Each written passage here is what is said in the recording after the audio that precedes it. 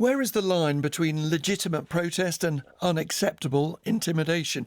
Yesterday on the programme, the Labour MP Stella Creasy highlighted a call in The Guardian to target MPs in their homes. In a moment, we'll hear from the woman who made the call. First, though, here's what Stella Creasy told us. The Guardian newspaper has today, without particular comment, and I'm quite terrified in raising this because I realise this puts me in the sightlines of the organisation behind it, but they've published an opinion piece calling for Labour MPs to be targeted in their homes. And actually, Tobias Ellwood, a Conservative MP, has been targeted in his home by a political organisation that is intending to stand candidates at the next election.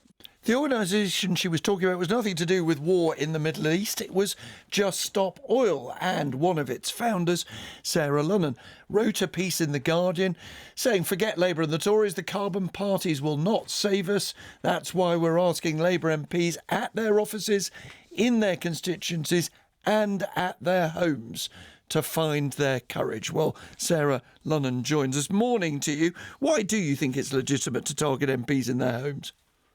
Yeah, I think it's a really good question. And I think we all deserve to feel safe in our homes. You know, I completely agree with Stella Creasy on that.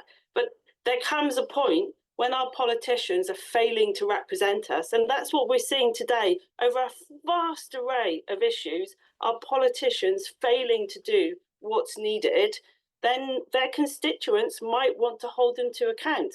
Even outside their homes. Reducing. Well, there comes a point when we are not safe in our homes. Millions of people today in their homes are cold, they are hungry, they are not safe from floods.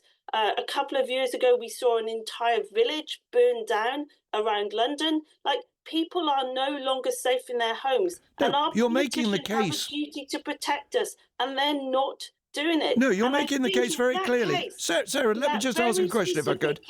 Well, you've asked me a question. No, I just want to... So in that case, at that point, I think we have a duty to do everything we can non-violently to ensure that we are protected. And if that means asking MPs at their homes to commit to end Tory oil and gas, then I think that's an okay thing to do. Understood. But forgive me for interrupting. What I wanted to explore really is where this ends. If you say you've got a duty to do everything to make people safe in their own homes, in other words, to do what you think is necessary to save the planet, why stop outside their homes? Why not go into their homes? Why not storm their homes? Why not shout in their faces in their kitchens? How do you define what is a legitimate means of protest? You do it by acting non-violently, and so you do it in a way that that people are trained, people understand the concept of non-violence. Arguing, for example, can be seen as a form of violence. You do it by ensuring that there is a lack of physical contact, a lack of intimidation. However, what is there then? Just spell out what you do. Well, for example, we went to Rishi Sunak's house and we basically stood outside his house, one of his 5 houses in London. We went to Keir Starmer's house and we sang Christmas carols. So this is not a mob. This is people requesting, people, yes, demanding, but people saying you have a duty as politicians to protect us and you are failing. We risk. Let's look at what let's just talk about the legitimate tactics, which is why we asked you on the programme, if you wouldn't mind. Do you have children? Do you have parents who are still alive? Yes, I do have children. Would you like them to come out of their houses and meet a group of people demanding that they act in a particular way? I want them to have a future, and at the moment, but forgive me, that wasn't the question. I'm not providing them with a future. Yeah, that wasn't the question. My children are not safe. Would you like your children, if you have children, to meet protesters on their front doorstep? So I think you are conflating issues. I'm asking you a question. You can give me an answer. If the answer is yes, say so. Would you like your children to meet protesters outside your home if I object to what you're saying now? I'm entitled to my rights. I'm entitled to protest at what you're saying. I'm entitled to say I think you're wrong. So can I and a group of my friends come and stand outside your house, even if your children or your parents are inside? Is that legitimate? Yes. Nick, if you want to come and stand outside my house, I would be delighted to meet you. If you come and do that non-violently, absolutely come and stand outside my house. Of course. Do you think there's any if I time am in the day or the responsible- weekend that you should have peace and quiet? If I am responsible for planning the deaths of millions of people, then I think I deserve to have people outside my home asking me to stop doing that, to stop planning to kill people.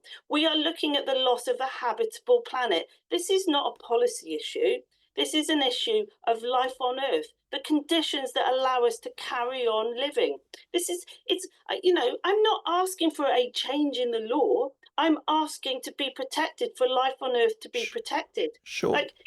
Just one last question, if I could, Sarah. It's outside the remit of everything that we've ever faced before. But isn't that finally just the problem, which is it's outside the remit as you define it?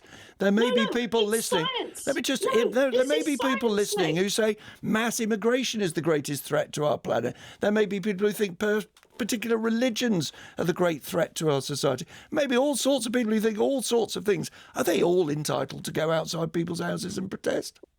So what we need to do is to change the system that we have right now, which is failing us. What we are seeing today and what is happening to our politics and our politicians is the result of a failing political system. So let's upgrade our democratic system. Let's actually bring people together. So people like me and Stella Creasy actually come together and find a way to solve our problems. I'd be very happy to meet with the Labour front bench. Okay. I'd be very happy to talk to Stella Creasy. I want the librarians and the engineers and the teachers to define how we address the issues of today. So let's upgrade democracy and do something different, because Sarah what Lunnon. we have today is not working. Thank you very much for your time. Sarah Lunnon of Just Stop Oil examining. Fascinating, isn't it? Examining where the barriers are, where the lines are between legitimate protest and unacceptable intimidation. 19 minutes to 8.